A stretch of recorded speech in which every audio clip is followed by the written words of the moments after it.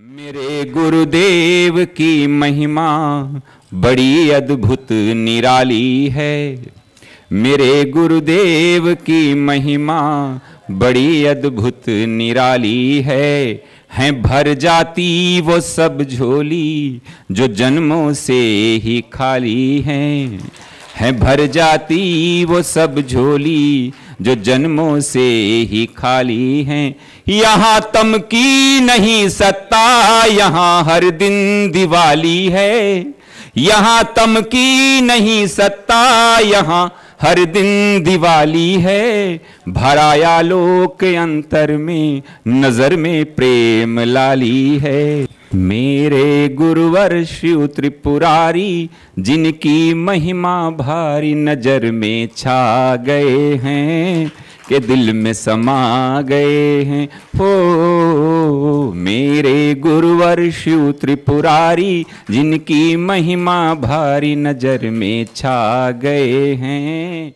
ओम सहना भवतु सहनौ भुनक्तु सह वीर्यं करवावहै तेजस्विनावधीतमस्तु मा विद्विषावहै।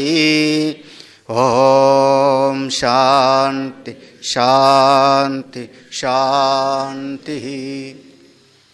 ओम आप्यायन्तु ममाङ्गानि वाक्प्राणश्चक्षुश्रोत्रमथो बलमिन्द्रियाणि च सर्वाणि। सर्वं ब्रह्मोपनिषदं माहं ब्रह्म निराकुर्याम् मा ब्रह्म निराकरोत्। अनिराकरणमस्तु अनिराकरणं मे अस्तु। तदात्मनि निरतेयः उपनिषत्सु धर्मास्ते मयि सन्तु ते मयि सन्तु। ओम शांति शांति शांति। शंकरं शंकराचार्यं केशवं बादरायणं सूत्रभाष्य कृतौ वन्दे भगवन्तो पुनः पुनः। ईश्वरो गुरुरात्मेति मूर्तिभेद विभागिने व्योमवद्व्याप्तदेहाय दक्षिणामूर्तये नमः। सदाशिवसमारम्भां शङ्कराचार्यमध्यमाम् अस्मदाचार्यपर्यन्तां वन्दे गुरुपरम्पराम्। श्रुतिस्मृतिपुराणानाम् आलयं करुणालयं नमामि भगवत्पादं शंकरं लोकशंकरम्। पांचवी ऋचा पढ़ते हैं। यन्मनसा न मनुते येनाहुर्मनोमतम् तदेव ब्रह्म त्वं विद्धि। नेदं यदिदमुपासते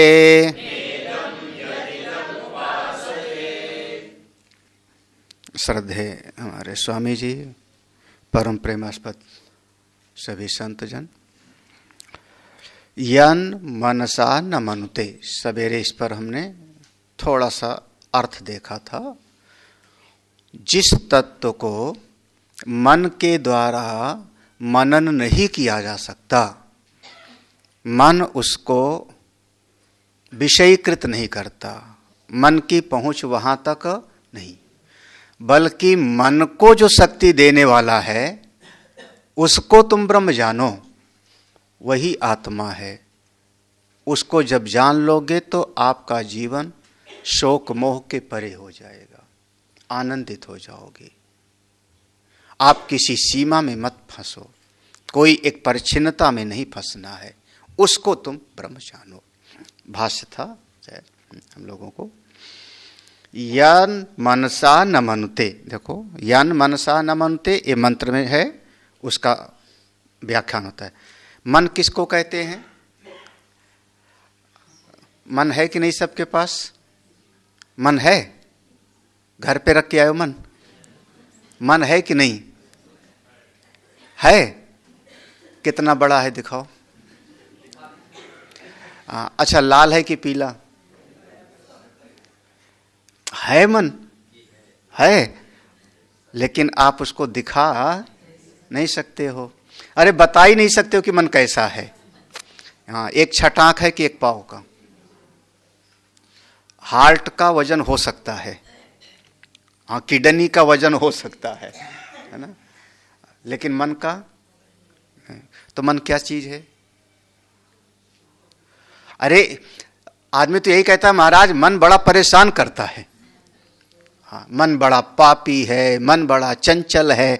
हे महाराज बताओ इस मन को वश में हम कैसे करें? मन को कैसे?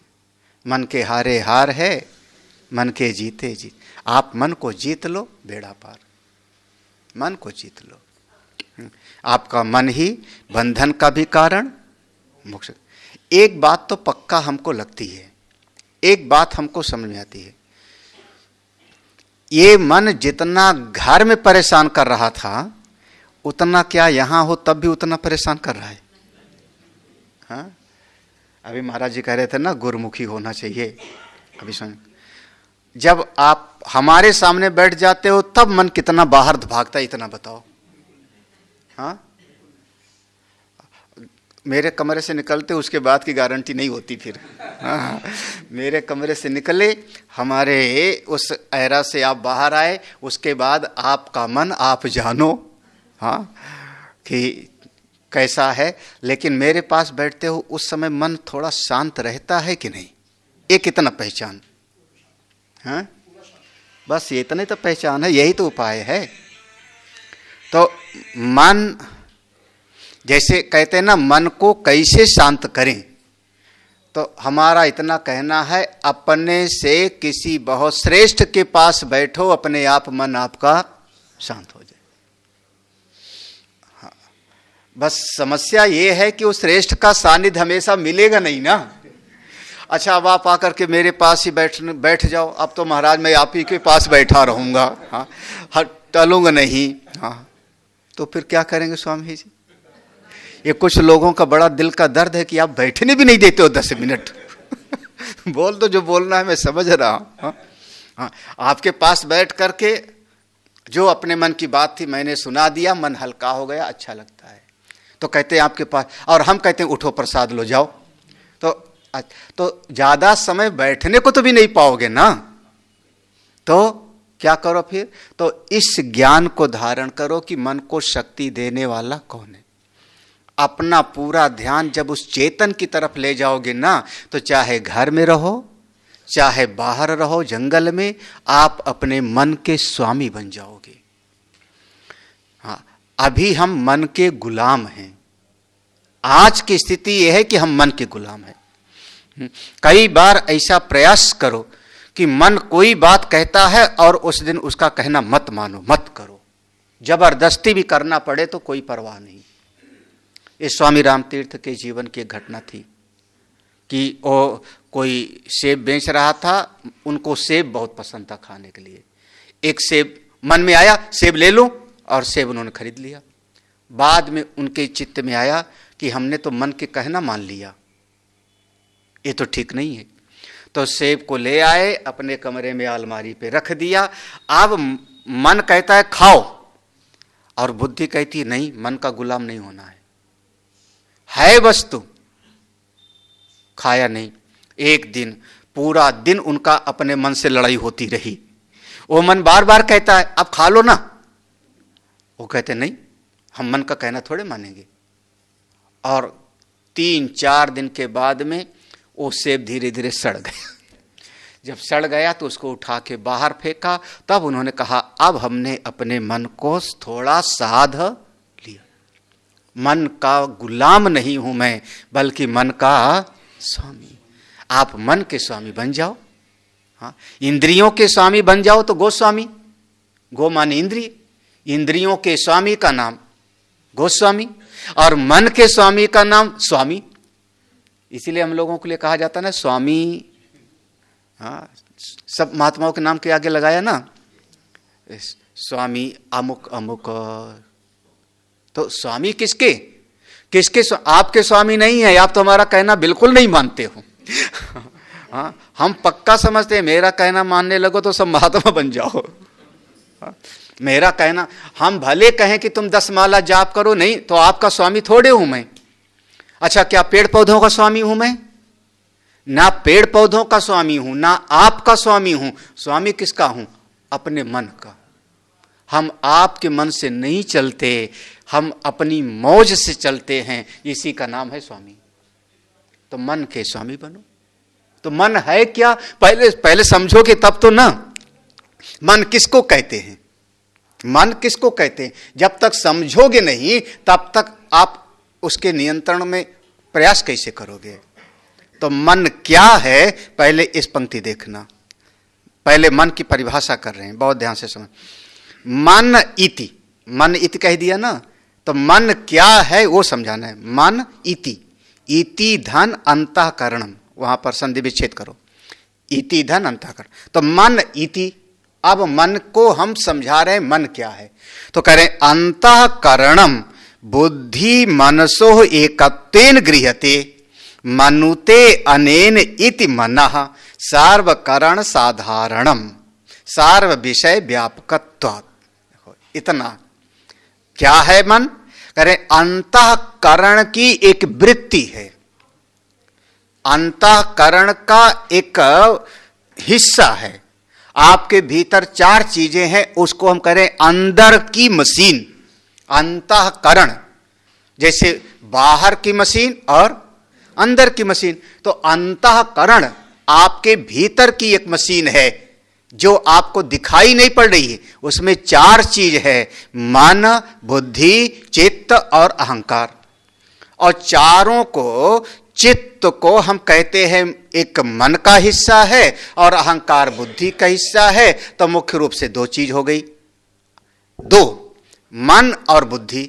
तो मन का एक हिस्सा होता है चित्त, क्योंकि मन कोई ना कोई पुरानी यादाश्त को लेकर के संकल्प करता है।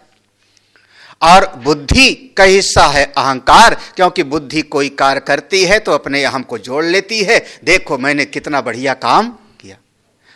तो मन और बुद्धि। जब यहां पर लिखा मनसा, तो मन का मतलब यहां पर दोनों को मिला करके कहा है। अंतःकरणम बुद्धि मनसो एकत्वेन गृह्यते। यहां मन जो शब्द लिखा है, अंतःकरण पूरे का नाम है, पूरे अंतःकरण को। आपका अंतःकरण जिस तत्व को नहीं जान पाता, बल्कि अंतःकरण जिस तत्व की शक्ति से काम कर रहा है।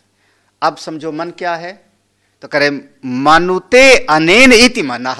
देखो ये है परिभाषा, ये परिभाषा याद रखना, मनुते अनेन इति मनः। मन किसको कह रहे हैं? जिसके द्वारा, जिस आप एक मशीन के द्वारा मनन करते हो। हाँ, क्या मनन करते हो? कि मंदिर जाना है तो फूल लेके जाऊं, मंदिर जाना है तो फूल लेके जाऊं। कौन सा फूल? कौन सा फूल? नहीं, अब आप जाओ राधा कृष्ण के मंदिर में और वहां धतूरा चढ़ा दो। हाँ है ना। एक बच्चे ने हमसे पूछा था, अभी 4-5 दिन हुआ, 4-5 दिन हुआ, और वो कहीं जागरण में भजन सुना होगा कि पार्वती जी नाराज हो गई, हम भांग नहीं पीसेंगे आपका, ऐसा कुछ भजन होता है ना। तो हाँ, तो पार्वती जी ने मना कर दिया भांग पीसने को। तो उस बच्चे ने पूछा, 4 साल की होगी, 4-3 कि स्वामी जी जब पार्वती जी भांग नहीं पीसती थी तो भोले बाबा को भांग कौन पीस के पिलाता था?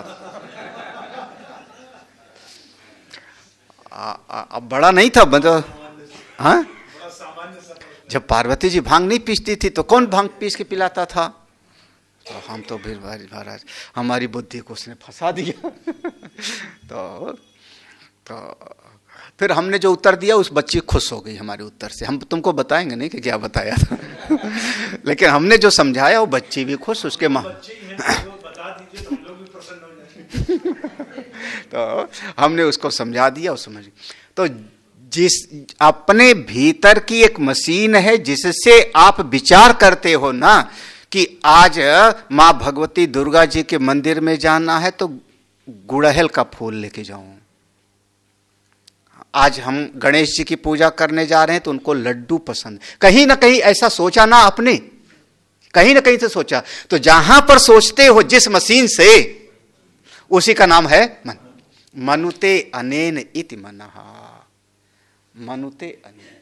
हाँ, बहुत बढ़िया शब्द है। जिसके द्वारा आप मनन की क्रिया करते हो, विचार करते हो, उसी का नाम है मन। ऐसा हुआ था, ऐसा मैं आगे करूंगा। हाँ, आज इस मंत्र को मैंने कंठस्थ कर लिया, कल इस मंत्र को और याद कर लूंगा। ये जिसके द्वारा मनन कर रहे हो, किसके द्वारा? हाँ, उसी का नाम है मन। और फिर देखो, अब दूसरी परिभाषा अब आगे आएगी, संकल्प विकल्पात्मकः मनः। देखो ये दूसरी परिभाषा होगी, है ना, भगवान भाषा। यहां पर इतना मनन माने, अब कई बार आप दोनों तरह का मनन करते हो, दोनों तरह का, शुभ और अशुभ दोनों। आज हम यज्ञ करेंगे, आज हम भगवान की पूजा करेंगे, ये भी मनन करते हो।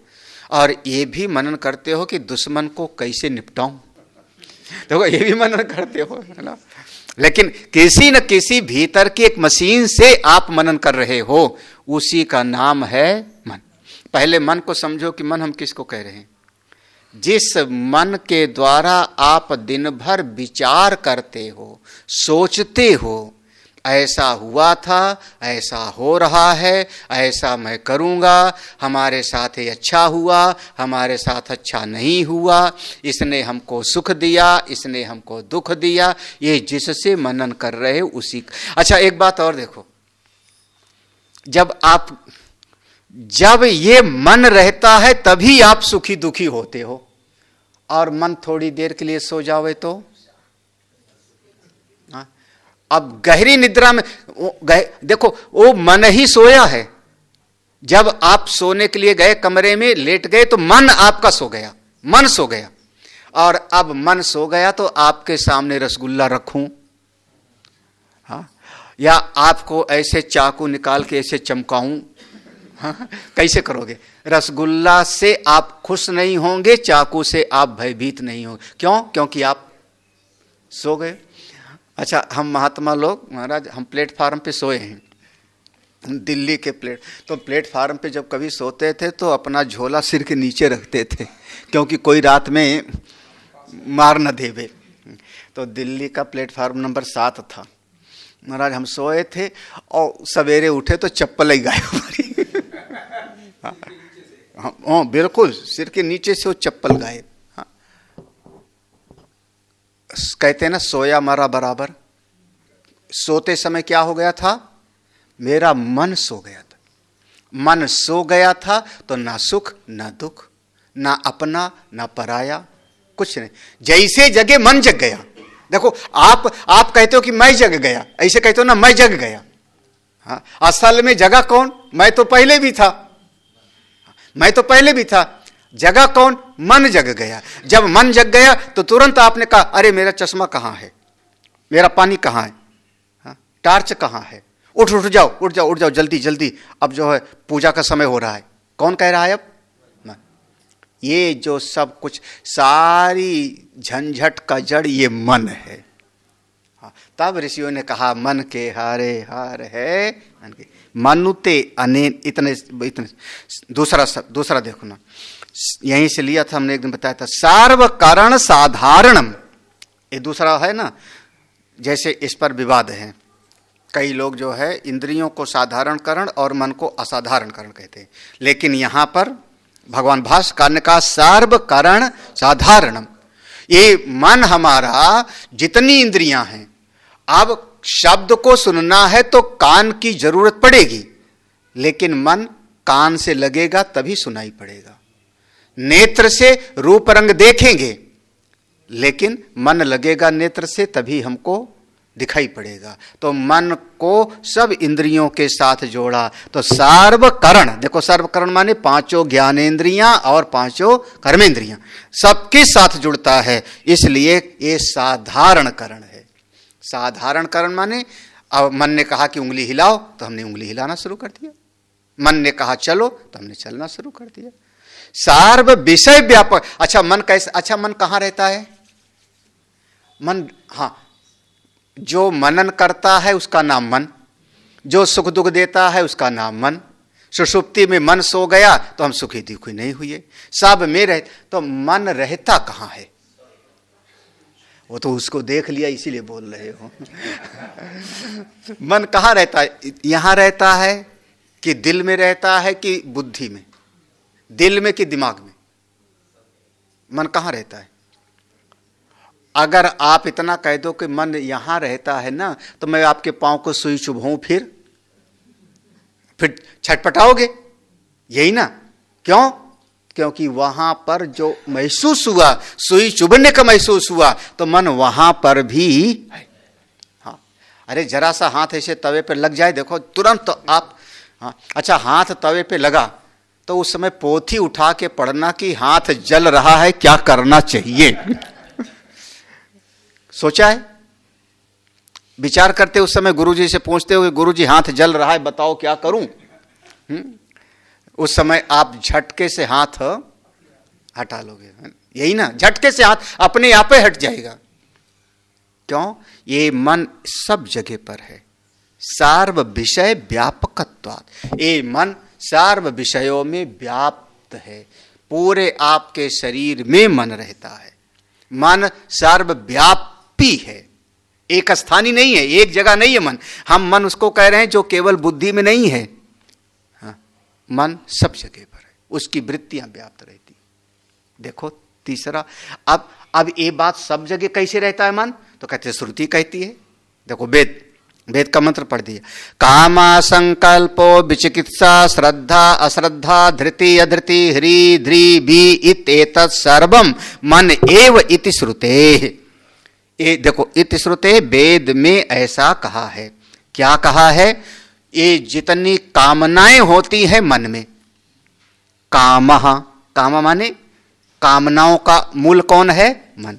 संकल्प विकल्प कहां होता है? मन में। विचिकित्सा संशय, विचिकित्सा माने संशय, संशय कहां होता है? मन में। श्रद्धा कहां होती है? मन में। अश्रद्धा मन में। धृति माने धैर्य। हाँ, अरे महाराज कहते मन को धैर्य नहीं पड़ रहा है, कहां? मन में। धृति अधृति दो शब्द है, धृति और वहां पर रा है ना, तो धृति विसर्ग हो जाएगा और अधृति। तो अधृति माने धैर्य है और अधैर्य है। ह्री माने लज्जा है। भी माने भय है। इति ये तत्सर्वम, ये सब का सब मन एव, ये मन ही है महाराज, ये मन ही सब कुछ दिखा रहा है। कामना, संकल्प, संशय, श्रद्धा अश्रद्धा, धैर्य अधैर्य, लज्जा, बुद्धिमत्ता, डर, सबका सब कौन है? ये मन का खेल है। हाँ, मन के खेल है न्यारे। जिस मन से हमारा सारा जीवन चल रहा है, उस मन के बारे में ही सब समझते नहीं। हाँ, अब यहां से अब मंत्र का भाव देखना। कामादि वृत्ति मत मनः तेन मनसा यत चैतन्य ज्योतिर मनसो अवभासकम नामुन्ते ना संकल्पयति नाप निश्चिनोति। कामादि वृत्ति, ये जो ऊपर के मंत्र में कामना पहले था ना, काम संकल्प, तो आदि में क्या हुआ था? काम, पहला शब्द हुआ था काम, फिर संकल्प, फिर विचिकित्सा। तो काम आदि, कामना जिसके आदि में है, इस वृत्तियों के सहित, वृत्ति मत माने जिसमें वृत्तियों का एक प्रवाह चलता है। अब तीसरी परिभाषा लिख लेना मन की, वृत्त्यात्मक मन। ये तीन परिभाषा याद रखना। मनुते अनेन इति मनः, संकल्प विकल्पात्मक मनः और वृत्त्यात्मक मनः। अब ये तीनों परिभाषा याद रखना समय समय पर। हाँ, तो ये जो देखो वृत्ति मत है ना, भाष्य में मिला वृत्ति मत, ये वृत्तियों का जो प्रवाह चल रहा है इस मन में, तेन मनसा, उस वृत्तियों के प्रवाह रूपी मन से, उस वृत्तियों के प्रवाह रूपी मन के द्वारा, यत चैतन्य ज्योति, जो चैतन्य स्वरूप अपना आत्मा है, मनसो अवभासकम, मन का भी जो अवभाषक है, मन का भी जो प्रकाशक है, वो चैतन्य ना मनुते, उस मन के द्वारा उसका संकल्प विकल्प नहीं। अरे भाई वही कल भी मैंने कहा था, शायद याद होगा, कि जिस बिजली से बल्ब रोशनी दे रहा है, ये बल्ब की रोशनी उस बिजली को कभी देख नहीं सकती। ये दृष्टांत याद रहेगा तो बहुत बढ़िया रहेगा। बिजली की शक्ति से बल्ब प्रकाशित है, लेकिन वो बल्ब की रोशनी से आप बिजली को देखने जाओ तो उसको नहीं देख सकते हो। बिल्कुल उसी प्रकार से मन के द्वारा उसको ना अपि निश्चिनोति, उसका निश्चय नहीं किया जा सकता। क्यों? मनसो अवभासकत्वेन नियंत्रित्वात्, अरे क्योंकि वो मन का भी तो स्वामी है, चेतन। मनसो अवभासकत्वेन, वो आत्मा मन का भी प्रकाशक है, मन का भी, देखो दो शब्द है, अवभासकत्वेन और नियंत्रित्वात्। वो मन का भी प्रकाशक है और मन का भी नियंता है, मालिक है, भीतर वाला। इसलिए मन के द्वारा उसको जाना नहीं जाता। एक पंक्ति और देखो, सार्व विषयम प्रति, यहां पर एक शब्द अगर इसको प्रति के साथ में सोचो, नियंत्रित्वात्, जैसे यहां पर था नियंत्रित्वात् है ना, अवभासकत्वेन नियंत्रित्वात्, तो अगर इसको जोड़ेंगे तब अर्थ निकलेगा। सार्व विषयम प्रति नियंत्रित्वात् प्रत्यक एवेति स्वात्मनि न प्रवर्तते अंतःकरणम। वहां अपने आप उसको समझ लेना, चाहो तो अपना उसमें पेंसिल वगैरह से नोट कर लेते हैं, लेकिन वहां पर भाष्य में सर्व विषयम प्रति ऐसा लिख दिया गया ना, भाष्य में लिखा सर्व विषयम प्रति, तो सर्व विषयम प्रति का अर्थ होगा सभी विषयों के प्रति। तो उस क्या हुआ इसका मतलब, नियंत्रित्वात्, सभी विषयों का नियंत्रण करने वाला वो है, इसलिए प्रत्यक एव एति स्वात्मनि, वो सभी विषयों की आत्मा है। सभी, जैसे घट का नियंत्रण करने वाला कौन, बोले मिट्टी, उसकी आत्मा होकर के, ऐसे हमारे पूरे जीवन का जो नियंत्रण करने वाला कौन, वो आत्मा चैतन्य। तो सभी विषयों की आत्मा होकर के, प्रत्येक आत्मा होकर के नियंत्रण करने वाला है, इसलिए स्वात्मनि न प्रवर्तते, ये सारा का सारा मन आदि अपने अंतःकरण वाला ये सब अपनी आत्मा में इसकी गति नहीं होती, आत्मा में मन की गति नहीं। स्वात्मनि हो गया, स्वात्म माने आत्मा में, चेतन में, उसकी गति नहीं। अरे ऐसा एक चीज बताओ, एक दरोगा है तो सिपाही को डांट के खड़ा कर सकता है, चौराहे पर खड़ा रहना, हुक्म मानेगा बेचारा, नौकरी करनी है तो खड़ा रहेगा। और सिपाही दरोगा को हुक्म देवे तो, सिपाही दरोगा को कहे चौराहे पर खड़ा रहो तो, हाँ, तो दरोगा का हुक्म वो मानेगा, लेकिन सिपाही का हुक्म दरोगा पर नहीं चलेगा, यही ना। अच्छा, हमारा हुक्म तुम पर चलेगा, चलता नहीं लेकिन मान लो चले, हाँ, और कल तुम शुरू कर दो हम पर हुक्म चलाना तो आपका हुक्म हम पर नहीं चलेगा। तो ऐसे जो है वो आत्मा का हुक्म मन पर चलता है ना, वो शक्ति देता है तो मन काम करता है, लेकिन मन का हुक्म आत्मा पर नहीं चल। नियंत्रित्वात् स्वात्मनि न प्रवर्तते, ये मन अपनी आत्मा का नियंत्रण नहीं हो सकता।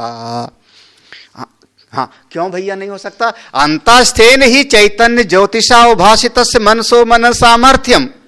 देखो, अंतस्थिन, जब भीतर आपका अंतरात्मा है, आपकी आत्मा है, आप जिंदा हो, चैतन्य ज्योतिषा, आपका चैतन्य स्वरूप है और वो प्रकाशित है, तभी मन में मनन करने की शक्ति आती है, तभी मन आपका काम करेगा। हम हैं, जिंदा हैं तो मन काम करता है, हम जिंदा नहीं रहेंगे तो मन क्या करेगा?